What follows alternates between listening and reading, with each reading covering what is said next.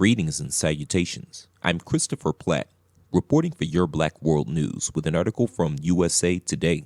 Don't forget to subscribe to this channel and visit theblackbusinessschool.com to learn about financial literacy and how you can grow your business today. A city council candidate in Marysville stunned an election forum Thursday night with racist comments that she later doubled down on when answering a question about diversity. Much of the night focused on city development and park improvements, but that thread was momentarily marred with shock following a racist statement from political newcomer Gene Kramer. "Keep Marysville a white community as much as possible," said Kramer, one of 5 candidates vying for 3 open council seats in November. Kramer and the candidates were asked, "Do you believe the diversity of our community needs to be looked at? And if so, should we become more aggressive in attracting foreign-born citizens?"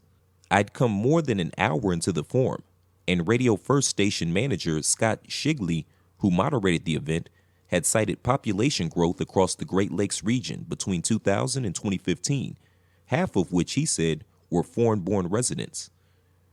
Kramer's response, however, was the first of the group. In a brief gulf fell over the council meeting room at City Hall before forum attendees heard from the other candidates.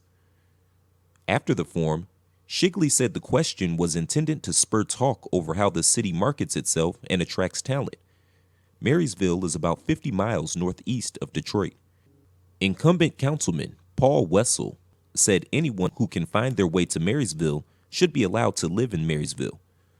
Council candidate Mike Dacine paused before adding, "Just checking the calendar here and making sure it's still 2019. Wayne Piden, a former councilman who's running unopposed for mayor, and council candidate Sean Winston also shared similar messages of surprise. Winston, a teacher at Marysville High School, said he thought the numbers Shigley referenced should be looked at by the council to assess if the city was attracting the best, the most qualified, regardless of race. I don't see how anybody has stopped diversity here in town that I'm aware of. I don't know off the top of my head what type of initiatives the city could take to get more diversity," Piden added. "But in my own heart and my own mind and people around me, people here at the table, everybody's welcome to Marysville." Mayor Pro Tem Kathy Heyman said she took Kramer's comments personally in her response. "I don't even know that I can talk yet. I'm so upset and shocked. My father was 100% Syrian," she said. "So basically, what you've said is that my father and his family had no business to be in this community." Heyman's late father, Joseph Johns, served 55 years as an elected Maryville official. The council meeting room, where Thursday's forum was held, is named for him.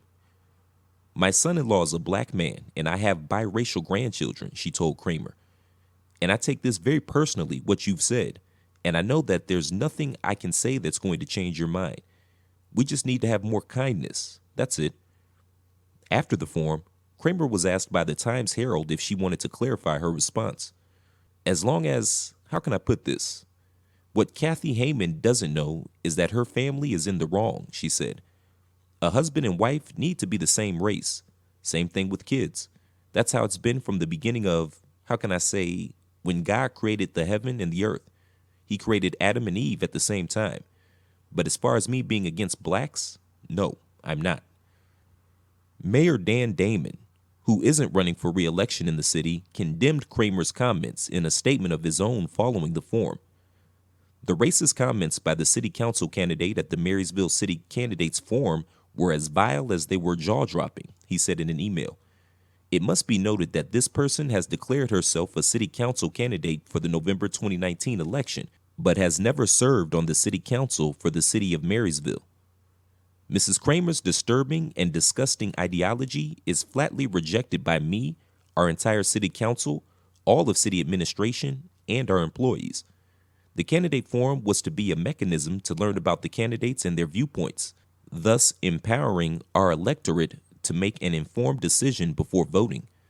The only positive result from this clear expression of overt and unapologetic racism is that this candidate's views were put on display before our voters go to the polls in November." Thanks for tuning in. Don't forget to share this video and let us know what you think. Also, don't forget to subscribe to the Your Black World News YouTube channel and visit theblackbusinessschool.com today. I'm Christopher Platt reporting. Until next time, shalom.